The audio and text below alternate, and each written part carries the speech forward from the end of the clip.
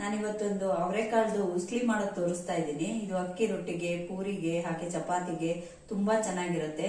ಇದು ತುಮಕೂರು ಕಡೆ ಮಾಡ್ತಾರೆ, ನಮ್ಮ ಅಕ್ಕ ಮಾಡ್ತಾರೆ. ಅದು ಈಗ ಅವರೆಕಾಳನ್ನ ತುಮಕೂರಿಂದಾನೇ ತಂದು ಕೊಟ್ಟಿದ್ದಾರೆ ಮೊನ್ನೆ. ಅಲ್ಲಿ ಒಂದೇ ಸೈಜಿಂದ ಅವರೆಕಾಳು ಸಿಗತ್ತೆ. ಸೊ ಹಾಗಾಗಿ ಅದನ್ನ ಮಾಡೋದು ಹೇಗೆ ಅಂತ ತೋರಿಸ್ತೀನಿ. ಅದಕ್ಕೆ ಏನೇನ್ ಇಂಗ್ರೀಡಿಯೆಂಟ್ಸ್ ಬೇಕು ಅಂತ ತೋರಿಸ್ತೀನಿ, ಬನ್ನಿ. ಇದು ಅವರೆಕಾಳು, ಇದು ಈರುಳ್ಳಿ, ಹಸಿಮೆಣಸಿನ್ಕಾಯಿ, ಕರಿಬೇವಿನ ಸೊಪ್ಪು, ಇದು ಹಸಿ ಕೊಬ್ಬರಿ ತುರಿ, ಬೆಳ್ಳುಳ್ಳಿ, ಶುಂಠಿ, ಜೀರಿಗೆ, ಮೆಂತ್ಯ, ಕೊತ್ತಂಬರಿ ಸೊಪ್ಪು, ಬೆಣ್ಣೆ, ಉಪ್ಪು, ಸಕ್ಕರೆ, ಹಾಗೆ ಎಣ್ಣೆ. ಈಗ ಗ್ಯಾಸ್ ಹಚ್ತಾ ಇದ್ದೀನಿ ನಾನು. ಇದು ಜೀರಿಗೆ ಹಾಗೂ ಮೆಂತ್ಯ ಹುರಿಬೇಕು. ಇದು 3 ಸ್ಪೂನು, ಅದು 1 kg ಅವರೆಕಾಳಿದೆ. ಅದರಲ್ಲಿ ಸ್ವಲ್ಪ ಉಪ್ಪಿಟ್ಟಿಗೆ ಅಂತ ಅವರೆಕಾಳು ತೆಗೆದಿದ್ದೀನಿ, ಅಲ್ಲಿಗೆ ಒಂದು 50 ಗ್ರಾಮ್ ಹೋಗಿರ್ಬೋದು. ಹಾಗಾಗಿ ಒಂದು 3 ಸ್ಪೂನು ಜೀರಿಗೆ ಹಾಕ್ತಾ ಇದ್ದೀನಿ ಹುರಿಯೋದಕ್ಕೆ.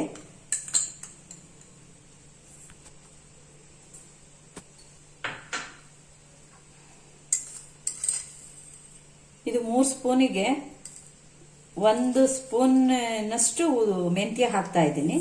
ಅದ್ರ ಮೇಲೆ ಒಂದು 1/4 ಚಮಚದಷ್ಟು ಹಾಕ್ತಾ ಇದ್ದೀನಿ. 3 ಚಮಚ ಜೀರಿಗೆಗೆ 1/4 ಚಮಚ ಮೆಂತ್ಯ ಹಾಕ್ತಾ ಇದ್ದೀನಿ. ಈಗ ಹುರಿತಾ ಇದ್ದೀನಿ. ಈ ಉಸ್ಲಿಗೆ ಇದೇ ಫ್ಲೇವರು, ಈ ಫ್ಲೇವರ್ ಇಂದಾನೆ ಅದು ತುಂಬಾ ಟೇಸ್ಟ್ ಕೊಡೋದು. ಜೀರಿಗೆ ಹಾಗೂ ಮೆಂತ್ಯದ್ದೇನೆ ಅದ್ರ ಸ್ಪೆಷಲ್ಲೇ ಅದು. ಆಮೇಲೆ ಅದಕ್ಕೆ ಇನ್ನೊಂದೇನಪ್ಪಾ ಅಂದ್ರೆ ಬೆಣ್ಣೆ, ಅದನ್ನ ಆದಷ್ಟು ಹೆಲ್ತಿಯಾಗೂ ಇರುತ್ತೆ. ಎಣ್ಣೆ ಸ್ವಲ್ಪ ಹಾಕ್ಬಿಟ್ಟು ಬೆಣ್ಣೆನೆ ಜಾಸ್ತಿ ಹಾಕೋದು ಇದಕ್ಕೆ. ಈಗ ಇದನ್ನ ಹುರಿದು ಬಿಟ್ಟು ಪೌಡ್ರ್ ಮಾಡಬೇಕು. ಈ ತರ ಪೌಡರ್ ಮಾಡಿ ಇಟ್ಕೊಂಡ್ಬಿಟ್ರೆ ಬಟಾಣಿ ಕಾಳು ಸೀಸನ್ ಅಲ್ಲಿ ಬಟಾಣಿ ಉಸ್ಲಿ, ಹಾಗೆ ಇದು ಅವರೆಕಾಳು ಉಸ್ಲಿ ಅಲ್ಲಿ ಇಲ್ಲ, daily per day 1 day alternate days ಅಲ್ಲೇ ಈ ಸೀಸನ್ ಅಲ್ಲಿ ತುಂಬಾನೇ ಮಾಡ್ತಾರೆ. ಸೊ ಹಾಗಾಗಿ ಈ ತರ ಪೌಡರ್ ಮಾಡಿ ಇಟ್ಕೊಂಡ್ ಬಿಟ್ಟಿರ್ತಾರೆ ಅವರು. ಒಂದು 100 ಗ್ರಾಮ್ ಎಲ್ಲ ಹಾಕ್ಬಿಟ್ಟು. ನಾವಿವಾಗ ಮೊನ್ನೆ ತುಮಕೂರಿಂದ ನಮ್ಮ ಅಕ್ಕ ತಗೊಂಡ್ ಬಂದಿದ್ರು ಅಂತ ಹೇಳಿ ಅದು ಇತ್ತು ಅವರೆಕಾಳು. ಅದಕ್ಕೆ ಇಲ್ಲಿ ಆ ತರ ಅವರೆಕಾಳು ಸಿಗದೇ ಇಲ್ಲ, ಒಂದೇ ಸೈಜ್ ಇರೋದು, ಒಂದು ದೊಡ್ಡದು ಒಂದು ಸಣ್ಣದು ಇರೋದು ಸಿಗುತ್ತೆ. ಸೊ ಅಲ್ಲಿ ಒಂದೇ ಸಮ ಇರೋದು ಸಿಗುತ್ತೆ. ತೋರಿಸ್ತೀನಿ ನಾನು ನಿಮಗೆ ಅದು ಹೇಗಿದೆ ಅವರೆಕಾಳು ಅಂತ. ಈ ಕಾಳು ಉಸ್ಲಿ ತುಂಬಾನೇ ಚೆನ್ನಾಗಿರುತ್ತೆ. ಈಗ ಹುರಿದಿದ್ದಾಗಿದೆ. ಇದು ಗ್ಯಾಸ್ ಆಫ್ ಮಾಡ್ತಾ ಇದ್ದೀನಿ. ಇದು ಸ್ವಲ್ಪ ಆರ್ಲಿ. ಇದು ಕೆಳಗಡೆ ಇಳಿಸ್ಕೊತಾ ಇದ್ದೀನಿ, ಕೆಳಗಡೆ ಇಳಿಸ್ಕೊಂಡ್ಬಿಡ್ತೀನಿ. ಈಗ ಶುಂಠಿ ಹಾಕ್ತಾ ಇದ್ದೀನಿ. ಸ್ವಲ್ಪ ಅದನ್ನ ಜಜ್ಕೋಬೇಕು.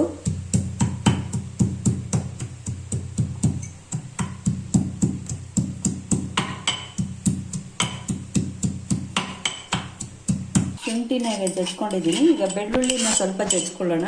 ಅದು ಅವರೆಕಾಳು ಗ್ಯಾಸ್ ಆಗುತ್ತಲ್ಲ, ಶುಂಠಿ ಬೆಳ್ಳುಳ್ಳಿ ಇದೆಯಲ್ಲ, ಅದು ಗ್ಯಾಸನ್ನ ಹೊಡೆಯುತ್ತೆ. ಅದು ಗ್ಯಾಸ್ ಆಗದ ಹಾಗೆ ತಡೆಯುತ್ತೆ. ಇದು ತುಂಬಾ ಸಣ್ಣಗಾಗದ್ ಬೇಡ, ಸುಮ್ಮನೆ ಅದು ಇಡೀ ಬೆಳ್ಳುಳ್ಳಿ ಇದೆಯಲ್ಲ ಅದನ್ನ ಸ್ವಲ್ಪ ಜಜ್ಜಿದ್ರೆ ಸಾಕು, ಫ್ಲೇವರ್ ಬಿಟ್ಕೊಳಕ್ಕೋಸ್ಕರ.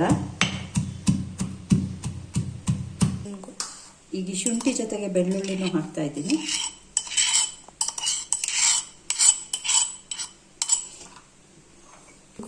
ಈಗ ನಾನು ಕುಕ್ಕರ್ ಇಟ್ಟಿದ್ದೀನಿ,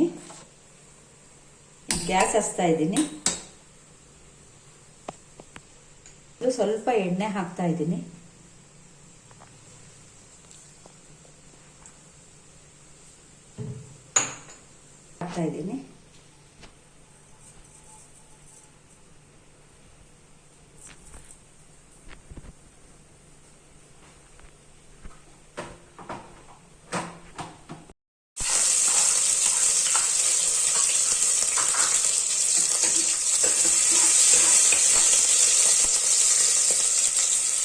ಮತ್ತೆ ಒಂದು 4-5 ಕರಿಬೇವಿನ ಸೊಪ್ಪು ಹಾಕ್ತಾ ಇದ್ದೀನಿ, 4-5 ಬೆಳ್ಳುಳ್ಳಿ.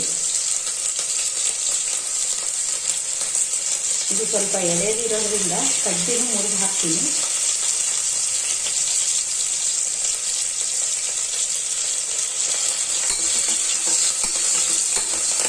ಎಣ್ಣೆ ಹಾಕ್ತಾ ಇದ್ದೀನಿ.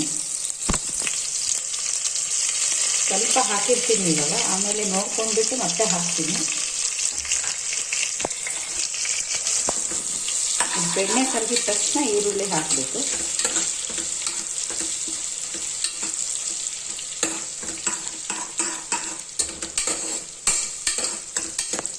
ಬೆಣ್ಣೆ ಕರಗಿದೆ ಈಗ.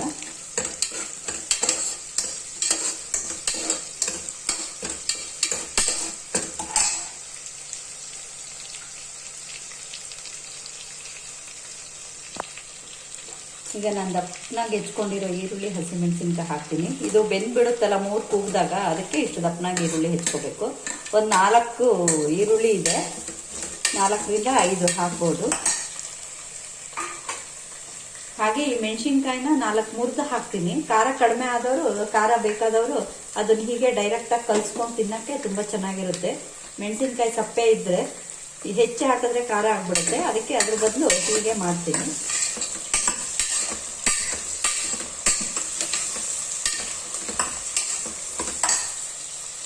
ಇದಕ್ಕೆ ಎಷ್ಟು ಈರುಳ್ಳಿ ಇರುತ್ತೆ ಅಷ್ಟು ಚೆನ್ನಾಗಿರುತ್ತೆ. ಬೆಳಗ್ಗೆ ಉಪ್ಪಿಟ್ಟಿಗೆ ಅಂತ ಹೆಚ್ಕೊಂಡಿದ್ದೆ, ಅದು ಜಾಸ್ತಿ ಆಗಿತ್ತು ಅಂತ ಅದನ್ನ ತೆಗೆದಿದ್ದೆ ಒಗ್ಗರಣೆಯಲ್ಲಿ, ಅದನ್ನು ಹಾಕ್ತಾ ಇದ್ದೀನಿ. ಅದು 1 ಈರುಳ್ಳಿ ಇದೆ, ಅಲ್ಲಿಗೆ ಒಂದು 5 ಈರುಳ್ಳಿ ಆಗಿದೆ ಇದರಲ್ಲಿ.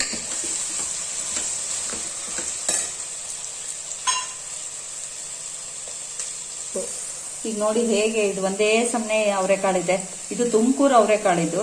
ಅಲ್ಲಿ ನಾಗಮ್ಮ ಅಂತ ಒಬ್ರಿದ್ದಾರೆ, ಅವರು ಸೇಲ್ ಮಾಡ್ತಾರೆ ಬಿಡಿಸಿ. ಅದು ದೊಡ್ಡದೇ ಬೇರೆ ಚಿಕ್ಕದೇ ಬೇರೆ, ಅದೇ ತರ ಇರೋದನ್ನ ತಗೊಂಡ್ ಬಂದು ಕೊಟ್ಟಿದ್ರು ಅಕ್ಕ. 1 kg ಅವರೆಕಾಳು ಹಾಕ್ತಾ ಇದ್ದೀನಿ.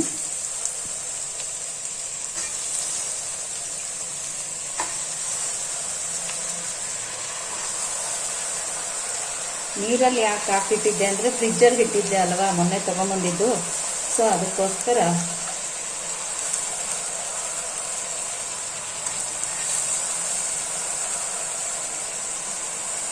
ಕೊತ್ತಂಬರಿ ಸೊಪ್ಪು ಅಷ್ಟು ಹಾಕ್ತಾ ಇದ್ದೀನಿ. ಇದಕ್ಕಿಂತ ಜಾಸ್ತಿನೇ ಬೇಕು, ಆದ್ರೆ ಇವತ್ತು ಸ್ವಲ್ಪನೇ ಇದೆ, ಅದಕ್ಕೋಸ್ಕರ ಸ್ವಲ್ಪನೇ ಹಾಕ್ತಾ ಇದ್ದೀನಿ.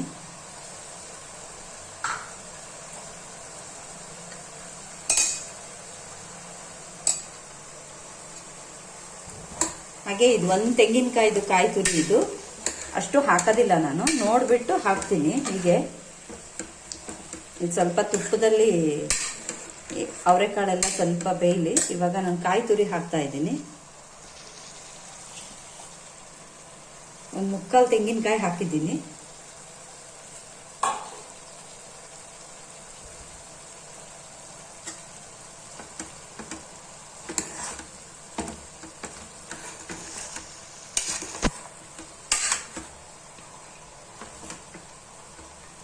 ಇನ್ನು ಸ್ವಲ್ಪ ಬೇಕು ಅನ್ಸುತ್ತೆ, ಹಾಕ್ಬಿಡ್ತೀನಿ. ಅದು ತೆಂಗಿನಕಾಯಿ ಜಾಸ್ತಿ ಇದ್ರೇನೆ ರುಚಿಯಾಗಿರುತ್ತೆ. ತೆಂಗಿನಕಾಯಿ ಕೊತ್ತಂಬರಿ ಸೊಪ್ಪು ಜಾಸ್ತಿ ಇದ್ರೇನೆ ಟೇಸ್ಟ್ ಆಗಿರುತ್ತೆ.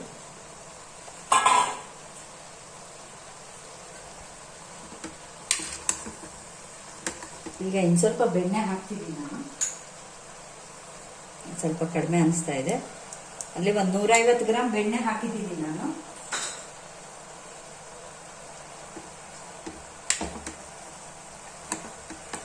ಇದು ಎಣ್ಣೆಗಿಂತ ಬೆಣ್ಣೆಲೇ ಚೆನ್ನಾಗಿ ಬೇಯಬೇಕು. ಈಗ ಸ್ವಲ್ಪ ಸಕ್ಕರೆ, ಸ್ವಲ್ಪ ಉಪ್ಪು ಹಾಕ್ತೀನಿ.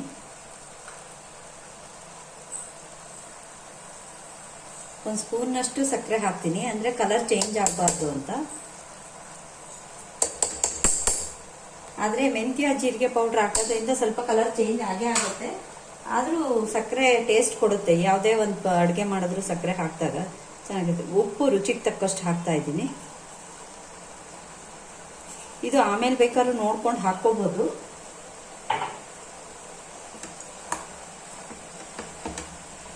ಈಗ ನಾನು ಈ ಜೀರಿಗೆ ಮೆಂತ್ಯನ ಪೌಡರ್ ಮಾಡ್ಕೋತೀನಿ. ಅದು ಸ್ವಲ್ಪ ಬೆಣ್ಣೆಯಲ್ಲಿ ಬೇಯ್ತಾ ಇರುತ್ತೆ, ಅಷ್ಟರೊಳಗೆ ಇದನ್ನ ಸಣ್ಣ ಪೌಡರ್ ಮಾಡ್ಕೋತೀನಿ. ಈಗ ಇದಾಗಿದೆ, ಹಾಕ್ತಾ ಇದ್ದೀನಿ. ಇದಿಷ್ಟು ಹಿಡಿಯುತ್ತೆ. 3 ಸ್ಪೂನ್ ಜೀರಿಗೆ, 1/4 ಸ್ಪೂನ್ ಮೆಂತ್ಯ ಹಾಕಿದ್ದೀನಿ. ಇಷ್ಟು ಬೇಕಾಗುತ್ತೆ. ಇದು 1 kg ಅವರೆಕಾಳು ಇದೆಯಲ್ಲ, ಅದ್ರ ಜೊತೆಗೆ ಒಂದು ಅರ್ಧದಿಂದ 3/4 kg ಈರುಳ್ಳಿ ಇದೆ.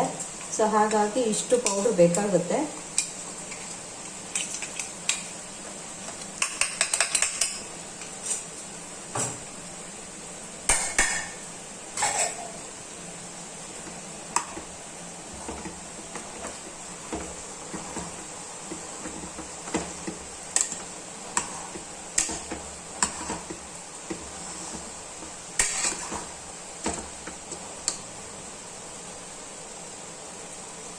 ಈಗ ನೀರು ಹಾಕ್ತೀನಿ ನಾನು.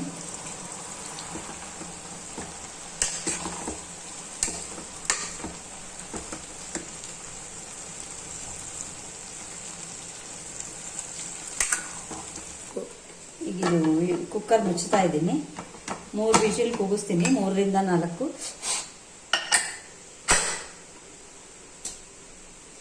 ಕೂಗ್ಲಿ, ಇದು ಕೂಗಿದ್ಮೇಲೆ ಆಫ್ ಮಾಡ್ತೀನಿ. ಈಗ ಇದು ಕುಕ್ಕರ್ ಬಂದಿದೆ, ವಿಷಲ್ ಆಗಿದೆ, ತೆಗಿತಿದ್ದೀನಿ. ಈಗ ಅವರೆಕಾಳು ಉಸ್ಲಿ ರೆಡಿಯಾಗಿದೆ ನೋಡಿ.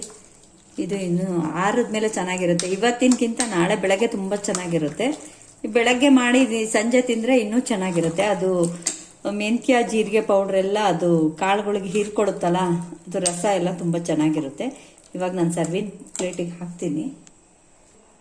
ಅವರೆಕಾಳು ಉಸ್ಲಿ ರೆಡಿಯಾಗಿದೆ, ಅದ್ರ ಜೊತೆಗೆ ಚಪಾತಿನೂ ಇದೆ. ಅವರೆಕಾಳು ಉಸ್ಲಿ ಚಪಾತಿ ತುಂಬ ಚೆನ್ನಾಗಿರುತ್ತೆ. ಹಾಗೆ ಪೂರಿ ಜೊತೆಗೂ ತಿನ್ಬೋದು, ಅಕ್ಕಿ ರೊಟ್ಟಿ ಜೊತೆಗೂ ತುಂಬ ಚೆನ್ನಾಗಿರುತ್ತೆ. ಸೊ ನೀವು ಮನೇಲಿ ಮಾಡ್ಕೊಳ್ಳಿ, ತಿನ್ನಿ. ಲೈಕ್ ಮಾಡಿ, ಶೇರ್ ಮಾಡಿ, ಸಬ್ಸ್ಕ್ರೈಬ್ ಮಾಡಿ. Thank you.